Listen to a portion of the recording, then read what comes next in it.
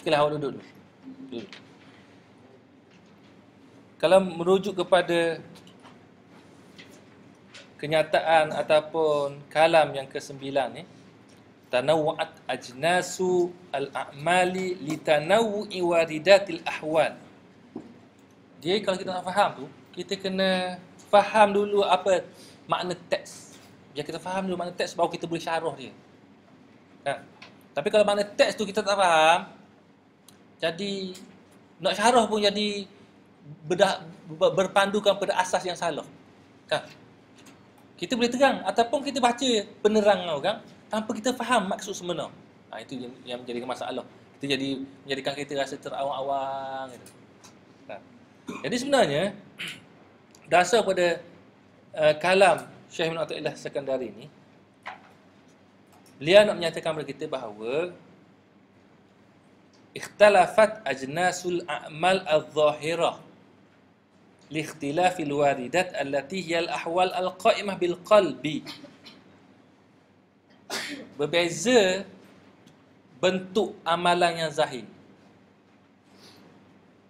Amalan zahiriah, amal ibadat anggota zahir yang dilakukan oleh seseorang itu, seperti sembahyang, haji, mengeluarkan zakat, menolong orang, membaca Al-Quran. Itu apa dia tu? Amal al-zahirah. Semua amalan yang zahir. Kenapa berlaku tu? Kenapa Allah Ta'ala mensyarakkan, maksudnya? Kenapa Allah Ta'ala mensyarakkan pelbagai ibadat yang zahir itu? Antara hikmahnya, kata Syekh Ibn Athaillah, kerana likhtilafil waridati allati hiya al-ahwal qa'imah bil qalbi litanawu'i waridatil ahwal. Maksud dia lah, kerana berlakunya kepelbagaian waridat yang datang, yang dihasilkan kesan daripada ibadat yang dilakukan. Al-waridat ni ialah hal perasaan hati, hal pelbagai perasaan hati yang wujud, yang timbul dalam hati, kesan daripada ibadat yang dilakukan tu. Jadi dalam konteks pengajian kita ni, bila sebut al-waridat, ialah merujuk kepada ma yaridu alal qalbi minal ma'arifi wal asrari. Perkara yang datang, waridat tu, waridun waridani, atau waridatun waridatani, waridatun, daripada warada yaridu, datang. Perkara yang datang dalam hati, perkara yang timbul dalam hati, perkara yang muncul dalam hati. Apa yang munculnya? Apa yang muncul? Al-ma'arif. Seperti pelbagai bentuk pengenalan, pelbagai bentuk makrifah tentang Allah, pelbagai bentuk rahsia. Bila sebut ma'arif, bila sebut rahsia dalam konteks teks tasawuf,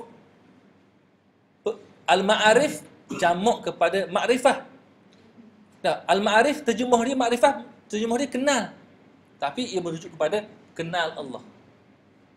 Ataupun kenal perkara yang berhubung kait dengan kebesaran keagungan Allah Ta'ala. Al-asrar, rahsia-rahsia. Rahsia-rahsia kebesaran keagungan kesempurnaan Allah Ta'ala. Kena gitu. Dia kena terjemah begitu. Jangan terjemah rahsia-rahsia. Rahsia alam, rahsia orang, rahsia. Bukan rahsia begitu. Dia merujuk kepada makna rahsia-rahsia yang berkaitan dengan kebesaran keagungan Allah Ta'ala, yang berkaitan dengan kesempurnaan sifat dan zat Allah Ta'ala. Yang makrifah, ma'arif, ilmu-ilmu, keyakinan, perasaan yang yakin, yang berkaitan dengan, ataupun pengetahuan yang yakin, berkaitan dengan kebesaran keagungan Allah Ta'ala, berkaitan dengan sifat-sifat dan zat kesempurnaan Allah Ta'ala. Okey. Ini yang dikatakan al-waridat. Al-waridat inilah yang datang, yang timbul dalam hati kita. Bila kita melakukan sembahyang, Allahu Akbar, dia datang. Dalam sembahyang tu datang waridat tu. Rasa Allah Ta'ala tu maha besar. Allahu Akbar, rasa Allah Ta'ala maha besar. Hilang dalam hati kita rasa perasaan yang lain daripada Allah Ta'ala. Tidak ada dalam hati kita rasa yang lebih besar daripada Allah Ta'ala, yang lebih hebat daripada Allah, yang lebih sempurna daripada Allah. Tak ada. Yang hanya ada dalam hati kita, rasa kesempurnaan Allah Ta'ala masa kita sembahyang tu. Tak ingat orang lain, tak ingat ke kerja khusus, tak ingat ke belajar, tak ingat ke periksa, tak ingat belaka. Ingat Allah Ta'ala. Bila tu? Dalam sembahyang. Maka, bila waridat tu datang, sembahyang. Bila kita melakukan ibadat sembahyang, ibadat puasa, ibadat haji, macam-macam, pelbagai bentuk waridat yang datang. Jadi, tak perlu Ustaz terjemahlah makna waridat. Pelbagai bentuk makna, rasa kebesaran keagungan Allah Ta'ala yang datang dalam hati kita. Okey. Maka, Syekh Ibn Athaillah kata, dengan sebab banyaknya waridat yang boleh datang dalam hati kita ni, dengan sebab itulah Allah Ta'ala mensyaratkan pelbagai bentuk ibadat supaya kita dapat merasai, mengkecapi makna tu. Dah. Sebagaimana Rasulullah ajar kita kan? Fa idza maratum bi riyadil jannah farta'u. Atau kama qala sallallahu alaihi wasallam. Bila kamu lalu menerusi taman-taman syurga, maka hendak kamu menikmatinya. Bersedap-sedap menikmatinya. Sahabat tak faham, apakah dia taman syurga tu ya Rasulullah? Rasulullah kata, majlis-majlis zikir, majlis-majlis ilmu. Majlis zikir, halaqatul zikri, majlis zikir ni, halaqah zikir ni, bila kita zikir mengatakan Allah Ta'ala mengurniakan kepada kita pelbagai waridat, pelbagai makna, pelbagai rasa makna kebesaran Allah Ta'ala, keagungan Allah Ta'ala. Allah Ta'ala maha berkuasa, Allah Ta'ala maha berkehendak, Allah Ta'ala maha pemurah. Pelbagai sifat kesempurnaan Allah Ta'ala merasakannya kepada kita, sebahagian daripadanya dalam hati kita. Bila kita rasa tu, kita menikmatinya. Allah, asyiknya dengan merasai Allah Ta'ala maha pemurah bagi kepada kita, kepada hamba-Nya. Asyiknya merasa Allah Ta'ala redha kepada kita, merasakan makna Allah Ta'ala redha kepada kita. Masa itu melakukan amal zikir itu ataupun amal ibadat tu, kan? Halaqatul zikri itu sama ada ibadat zikir ke ataupun semayang ke ataupun mengajar ke, tak kira lah. Nikmatnya kita rasa. Ini maksud dia. Merasai nikmat waridat yang dikurniakan oleh Allah Ta'ala kepada hamba yang sedang melakukan ibadat kepadanya. Ini maksud dia. Jadi, bila kita buat tu, Allah Ta'ala kurniakan kepada kita pelbagai makna-makna kebesaran, rahsia-rahsia kesempurnaan Allah Subhanahu Wa Ta'ala yang Allah Ta'ala campakkan dalam hati seseorang hamba tu bila dia melakukan ibadat yang Allah Ta'ala lakukan. Jadi, wal a'malu zahirah tabi'atun li ahwalil qalbi. Perbuatan yang zahir ini, tingkah laku yang zahir ini sebenarnya menjadi ikutan sahaja kepada perasaan hati itu. Bila perasaan hati itu timbul, rasa asyik untuk melakukan sembahyang kepada Allah Ta'ala, taat kepada Allah Ta'ala, maka zahir pun tetap akan bangun melakukan sembahyang. Walaupun di malam hari, walaupun seorang diri. Lepas habis 2 rakaat, mayang bangun 2 rakaat, bangun 2 rakaat sembahyang, bangun 2 rakaat, sambung. Sebab apa? Sebab hati itu merasai kenikmatan tersebut, nikmat menghambakan diri kepada Allah Ta'ala, lalu zahir akan ikut perasaan hati. Jadi, tingkah laku yang zahir, perbuatan yang zahir sebenarnya kerana mengikut perasaan iman yang lahir dalam hati itu. Nah, perasaan iman tadilah yang dimaksudkan tadi. Rasa Allah Ta'ala maha besar, maha kaya, maha semua sekali itu. Sebagaimana apa yang dinyatakan oleh Rasulullah sallallahu alaihi wasallam. Ala inna fil jasadi mudghatan idza salahat salahal jasadu kullu, idza fasadal jasadu kullu, ala wahyal qalbu. Dalam diri manusia itu, dalam jasad manusia itu ada segumpal darah. dan sunggupan daging. Apabila balik, baik daging tu, baiklah segala anggota semuanya. Apabila buruk, maka buruklah segala anggota tu. Maka ini yang dikatakan hati. Bagaimana hati itu baik? Apabila hati itu disinari dengan pelbagai makna iman. Dipakai dengan pelbagai perasaan tauhid, perasaan iman. Itulah apa? Merasai kebesaran keagungan Allah Ta'ala, merasai Allah Ta'ala mentadbir kita, merasai Allah Ta'ala menguasai kita, merasai bahawa Allah Ta'ala melihat, mendengar kita. Dah, semua sekali. Okey, maka fa'idha warada 'alal qalbi al-ilmu bifadaili qiyamil laili. Mathalan, contoh, apabila datang dalam hati satu perasaan yang yakin, satu keyakinan. Al-ilmu sini bukan pengetahuan, itulah suatu keyakinan tentang kelebihan berjaga malam, kelebihan qiyamul lail. Allah Ta'ala beri faham pada kita, merasakan hati kita, Allah pentingnya jaga malam ni. Bila jaga malam ni, Allah kita pun munajat kepada Allah Ta'ala, seolah-olah kita berhadap diri kepada Allah Ta'ala, kita bertemu dengan Allah Ta'ala. Tahu? Kita rasakan begitu.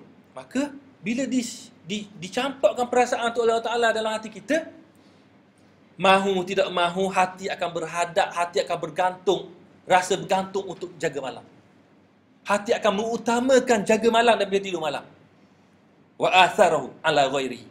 Dia akan mengutamakan jaga malam daripada melakukan perkara lain. Tengok bola ke? Tak tidur pun tengok bola. Tak tidur ke? Buat apa perkara lain. Duk cakap-cakap, chatting-chatting. Tak ada. Biasa kita chatting sampai pukul 1, pukul 2, pukul 3 tak apa. Tapi oleh kerana mari perasaan tadi, kita tinggal semua tu. Chatting-chatting tu. Tinggal tengok bola. Tinggal tengok TV. Tinggal tidur. Rela kita bangun. Sebab apa? Perasaan tadi telah menguasai jiwa kita. Dan mendorong segala anggota kita untuk bangun sama. Mata jadi tak ngantuk. Mata automatik jadi keras mata. Dia tak mahu tidur. Rasa cerah mata. Sebab perasaan tadi sangat tinggi. Sangat kuat. Lalu kita akan bangun buat ibadat sembahyang dan buat perkara-perkara ibadat sebagaimana yang disuruh di malam hari. Itu contoh. Kenapa tu? Kerana telah timbul dalam hati kita satu warid, satu perasaan iman, keyakinan bahawa lebihnya bila seorang tu bangun malam bermunajat, dia menikmati rasa bangun malam. Ini maksud dia. Fatakumu bil jawarihu. Bangunlah anggota ni. Wa kadzalika shadaqah was-siyam wa baqil a'mal. Kiaslah kepada ibadat-ibadat lain. Masa kita melakukan sedekah. Sebab apa? Sebab kita merasakan masa kita melakukan sedekah tu merasakan bahawa Allah Ta'ala yang mentadbir. Yang mentadbir segala khazanah langit dan bumi ni. Sehingga kita merasakan apa yang kita beri pun itu hak Allah Ta'ala. Bukan hak kita. Lalu kita beri, kita rasa sangat suka memberi hak Allah Ta'ala kepada hamba-hambanya. Tak? Perasaan tu mendorong kita beri. Begitu siam, puasa. Allah Ta'ala kurnia kepada kita rasa sangat bergantung, harap kepada Allah Ta'ala. Tidak ada yang boleh kita bergantung melainkan kepada Allah Ta'ala. Lalu kita rasa dengan pergantungan hati kepada Allah Ta'ala tu, melihat Allah Ta'ala yang meluluskan segala urusan kita, segala kehendak kita, lalu kita pun bergantung hati kepada Allah Ta'ala, kita melakukan ibadat puasa sebagai contoh. Sebab kita merasakan tidak ada tempat pergantungan hati melainkan kepada Allah Ta'ala. Bukan pergantungan kita kepada makan. Bukan sihat kita dengan sebab kita makan. Bukan sihat kita dengan sebab kita minum banyak makan. Tapi kepada Allah Ta'ala. Maka kita boleh buat puasa sebagai contoh. Dan kiaslah kepada ibadat-ibadat yang lain. Okey.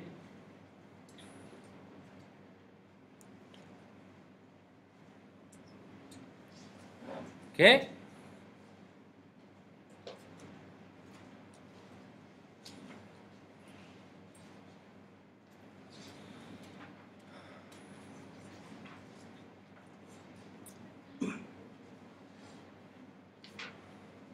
Sama je kalau kita lihat kepada syarah yang lain satu lagi tu, dia memberi makna yang lebih kurang saja. Nah, tanawwa'at ajnasul a'mali allati yuqra'u biha babut taqarrubi ila dzil jalal wal jamal. Nah, min badaniyin mahdin wa maliyin sorfin. Pelbagai bentuk amal ibadat yang zahir itu yang digunakan, yang dilakukan untuk mendekatkan diri kepada Allah Subhanahu Wa Taala yang bersifat segala sifat jamal dan segala sifat jalal. Sifat jamal ni sifat-sifat kelembutan, kerahmatan Allah Subhanahu Wa Taala, dan sifat jalal ni sifat keperkasaan Allah Subhanahu Wa Taala. Semuanya itu silih berganti berlaku pada diri seseorang. Menerusi sama ada ibadat yang ibadat badan semata-mata seperti sembahyang ataupun puasa, ibadat harta semata-mata seperti zakat, ataupun ibadat yang merangkumi dua perkara seperti haji, perlu kepada harta, perlu kepada badan. Okey, maka kesemua ibadat-ibadat yang disyaratkan itu dilakukan litanawwu'i, iaitulah litahsili anwa'il waridatil ahwal, untuk menghasilkan pelbagai bentuk perasaan iman yang dicampakkan, yang dikurniakan oleh Allah Ta'ala kepada seseorang hamba yang melakukan ibadat tu. Kenapa? Kerana iz fi kulli amalin waridun khassun wa taraqqin ala hidatin. Kerana setiap amal ibadat yang disyaratkan itu mengandungi makna iman yang khusus, mengandungi warid, menghasilkan warid rasa iman yang khusus, dan menjadikan seseorang itu dapat membina kerohaniannya semakin baik secara berasingan. Maksudnya, kalau awak menjadi satu latihan ibadat sembahyang, sembahyang, awak perbanyakkan sembahyang, dia akan melahirkan suatu makna iman yang khusus. Awak fokus kepada amalan zikir, dia melahirkan makna iman, makna tauhid yang khusus, berlainan daripada makna tauhid yang dalam sembahyang tu. Kalau awak melakukan ibadat puasa secara khusus, nah, awak melakukan ibadat puasa, latih tubi ibadat puasa lebih banyak daripada ibadat lain, dia akan melahirkan makna iman yang khusus. Itu maksud dia. Dia bukan bila kita buat ibadat, sebenarnya bukan sekadar buat ibadat.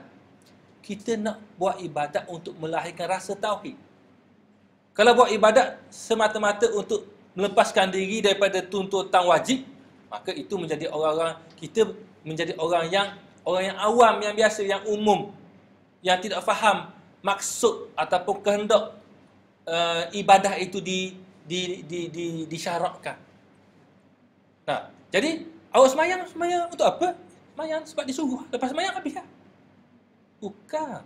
Awak sembahyang tu supaya timbul rasa tauhid, kesan dari sembahyang. Nah, apa rasa tauhid? Banyak macam-macam rasa tauhid dalam tu. Nah, aqimis solata li zikri. Dirikanlah sembahyang untuk timbul rasa sifat ingat kepada aku, kepada Allah. Maka dengan sebab itulah perlu kita buat, memahami. Ataupun tanawwan ajnasuha litanawwi waridatiha, kepelbagaian jenis ibadat yang disyaratkan itu kerana ataupun untuk tujuan ataupun kerana terhasil banyaknya waridat yang Allah Ta'ala ciptakan untuk hamba-Nya. Fayashtaghilu sahibul ahwal fi kulli halin bima yunasibuhu. Maka dengan sebab itu, orang yang mempunyai hal tertentu, orang yang mempunyai hal iman tertentu, dia akan buat perbuatan amal ibadat yang musabah dengan hal iman yang dimilikinya. Kenapa? Idzil ladzi yaliqu bihalil qabdi masalan ghairul ladzi yaliqu bihalil basti. Contoh, orang yang sedang merasai perasaan al-qabdu. Al-qabdu ni satu perasaan iman. Rasa takut kepada Allah Ta'ala, rasa sangat bersalah kerana dosa yang dilakukan, rasa sangat hina di sisi Allah Subhanahu Taala kerana melihat kekurangan kerana sedar tentang sifat kehambaan dia. Okey. Itu al-qabdu, sebahagian daripada alman al-qabdu. Rasa bersalah bersangatan di hadapan Allah Taala. Okey. Apa perbuatan yang timbul kesang daripada perasaan ini? Dia akan mengeluarkan satu perbuatan yang khusus bagi dia. Seperti dia sembahyang sunat taubat, dia istighfar, dia menangis, dia minta ampun dengan Allah Ta'ala. Dia tak selera makan, tak selera minum, kerana ingat ke dosa dia yang dilakukan. Okey. Sama atau tidak dengan orang yang dikurniakan oleh Allah Ta'ala, perasaan hati dia, perasaan iman dia pada ketika itu merasakan al-bastu. Mari perasaan rasa tenang je, rasa gembira dengan Allah. Rasa Allah Ta'ala maha pemurah dengan dia. Rasa Allah Ta'ala maha lemah lembut dengan dia. Tak, maha pemurah, maha kasih sayang Allah Ta'ala pada dia. Kalau orang rasa macam ni, dia rasa macam mana? Hati rasa gembira, tenang je. Tak, lapang je. Dia buat ibadat dengan dia akan melahirkan satu perbuatan yang perbuatan ibadat yang lain daripada apa yang dilakukan oleh orang yang merasakan perasaan sempit dada tadi. Dengan sebab Allah Ta'ala campurkan dalam hati dia perasaan rasa gerung kepada Allah Ta'ala. Al-qabdu tu termasuk daripada dengan makna Allah Ta'ala mencampurkan hati kita rasa gerung kepada Allah Ta'ala. Rasa Allah Ta'ala tak pandang kita, siapa pun kita. Allah Ta'ala tak pandang kita, ibadat kita macam mana pun. Allah Ta'ala tak pandang. Kita berasa Allah. Tak? Rasa hinanya kita, rasa kurangnya kita, rasa tak kenanya kita. Tapi, kalau kita dalam keadaan merasakan Allah Ta'ala melihat kita dengan redha, kalau kita buat sikit pun Allah Ta'ala terima banyak. Nah, dikurniakan kepada kita rasa iman seumpama itu. Itu rasa iman tu. Maka, tak sama. Rasa gembira itulah orang panggil, rasa serabut itulah orang panggil, serabut rasa duka cita, rasa susah hati tadi itulah yang dikatakan makna tajalli bil jalal.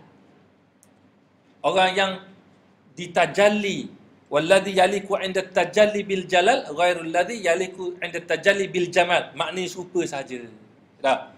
Maknanya orang yang telah dikurniakan Allah Taala perasaan dipamerkan oleh Allah Ta'ala sifat jalal dia, tidak akan sama perasaan dia dan perbuatan dia dengan orang yang dipamerkan oleh Allah Ta'ala sifat jamal. Faham tak? Sebenarnya kita ni, sedar ataupun tidak sedar, Allah Ta'ala sentiasa mempamerkan kepada kita tajalli. Tajalli itu maksudnya menzahirkan kepada kita, mempamerkan kepada kita, merasakan kepada kita sifat jalal Allah ataupun sifat jamal Allah. Apa maksud sifat jalal Allah? Allah Ta'ala menjadikan kita tak luluh periksa. Kita puasa Allah susah hati, tak luluh periksa, kita tak suka, tak luluh periksa, ya Allah, nak luluh sama. Tapi tetap Allah Ta'ala jadikan kita tak lulus periksa. Allah tu panggil jalal. Allah Ta'ala perkasa dengan sifat perkasa dia. Walaupun kita nak, Allah Ta'ala tak beri. Kita nak senang, Allah Ta'ala beri susah. Kita nak sihat, Allah Ta'ala beri sakit. Jalal. Allah Ta'ala mempamerkan, merasakan kepada kita sifat jalal dia. Macam mana? Sama tak? Bila Allah Ta'ala merasakan beri sifat jalal dia, sama dengan orang yang dirasakan oleh Allah Ta'ala sifat jamal dia. Tak? Kita tak mahu sihat, Allah Ta'ala beri sihat. Kita tak minta senang, Allah Ta'ala beri senang. Tak? Kita nak rasa sekali-sekali sakit, Allah Ta'ala beri senang. Allah Ta'ala beri sihat, tak sakit. Kita tak luluh pun rasa tak apa. Allah Ta'ala beri luluh, tak pernah gagal. Tak? Sukanya. Sama tak? Tak sama dengan yang pertama tadi. Allah Ta'ala telah merasakan kepada kita sifat jamal ni. Kita sentiasa disilih ganti dengan sifat-sifat tu. Maka orang yang kenal Allah Subhanahu Wa Taala, dia akan melihat tadbir Allah ketika dia merasai sifat, merasai apa yang telah dikurniakan oleh Allah Ta'ala, dikenakan oleh Allah Ta'ala kepadanya, sehingga dia melihat yang sebenarnya ialah fenomena ataupun simbolik kepada makna sifat kebesaran keagungan Allah Ta'ala. Ini antara contoh yang ada. Kalau tidak awak tak faham. Kalau tidak awak tak faham. Okey. Ada soalan? Soalannya gini. Bila kita sembahyang, kita rasa kita tidak boleh beri tumpuan kepada mengingati Allah Subhanahu Wa Taala. Sebaliknya, sebaik saja kita sembahyang Allahu Akbar, terus kita berfikir dengan pelbagai fikiran kita. Kita tenggelam dalam ingatan kita terhadap apa yang kita fikir. Lepas ni nak pergi mana, lepas tu nak pergi buat apa, dok teringat baru ni, sedap sungguh, mandi sungai tak di, dak rasa dak puas hari lepas ni nak mandi pulak ni, berkelah bagi tu. Tak kira lah. Macam-macam cerita. Itu kau sembahyang ni. Okey. Maka kenapa boleh jadi begitu? Jawapannya ialah kerana hati kita lalai. Hati kita lalai. Hati yang lalai ini hati yang tidak boleh ingat Allah Ta'ala. Walaupun dia kata dia boleh sebut Allah Ta'ala, dia boleh baca Quran, tapi hati dia lalai. Hati dia ingat kepada yang lain daripada apa yang dibaca. Dia boleh sembahyang, tapi ingatan hati dia bukan kepada sembahyang, bukan kepada mengingati Allah Ta'ala. Maka ini yang dikatakan hati yang lalai, hati yang tidak ingat Allah Ta'ala. Sebab itulah Ibn Athaillah Syakandari dalam hikam yang lain, dia sebut, mungkin kita tak belajar sini, dia sebut, dia kata, hendaklah kamu, cara nak mengatasi masalah tadi. Cara nak menjadikan sembahyang kita ingat Allah Ta'ala. Ibn Athaillah kata, hendaklah kamu cari dalam bab yang ke-22 ke apa tak ingat dah. La taturki dzikra. Tajuk tu, la taturki dzikra. Jangan kamu meninggalkan zikir kerana kamu tidak mengingati Allah Ta'ala. Jangan kamu meninggalkan amalan zikir kerana oleh kerana kamu tidak mengingati Allah Ta'ala, kamu kata, tak usah zikir dah, kita ingat Allah Ta'ala kan? Kerana kita tak ingat Allah Ta'ala. Kerana apa Syekh Muhammad Ta'ala kata? Kerana kalau mu zikir dalam keadaan lalai sekalipun, lebih baik daripada kamu lalai dalam keadaan kamu tidak berzikir. Kamu berzikir, tapi lalai. Zikir tu lalai.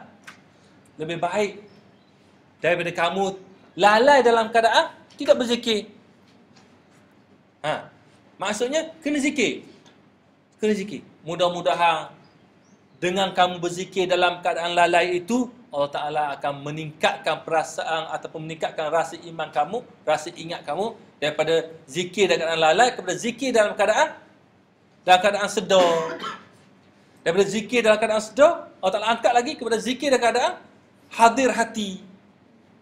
Daripada zikir dalam keadaan hadir hati kepada zikir dalam keadaan hilang segala ingatan selain daripada Allah Ta'ala.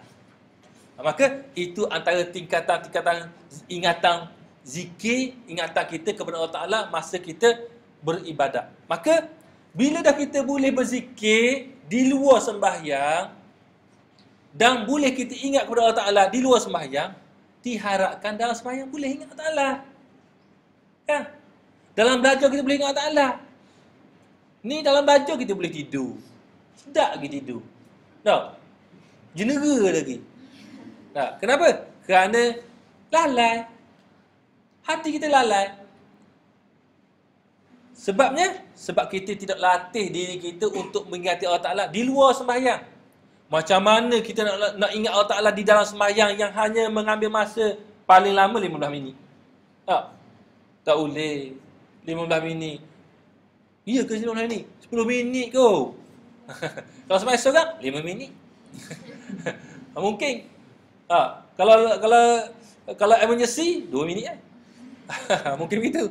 Maka dengan sebab masa kita nak latih untuk mengingati Allah Ta'ala dalam sembahyang tu sangat singkat, dan bila kita sembahyang tu bukan kita ingat Allah Ta'ala saja, banyak benda kita buat. Kena baca lagi, kena buat rokok lagi, kena sujud lagi, kena iktidal lagi.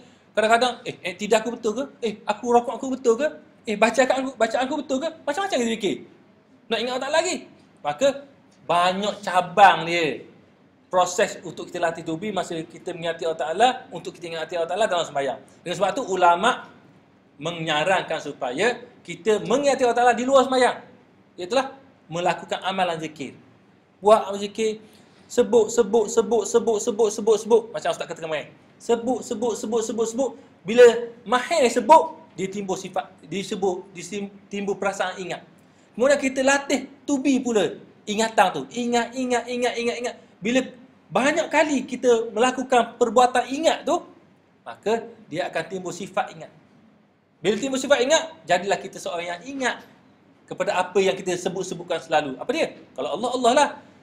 Kalau Hafizi lah. Kalau orang lain ya. Kalau Al-Quran kita baca, Al-Quran lah.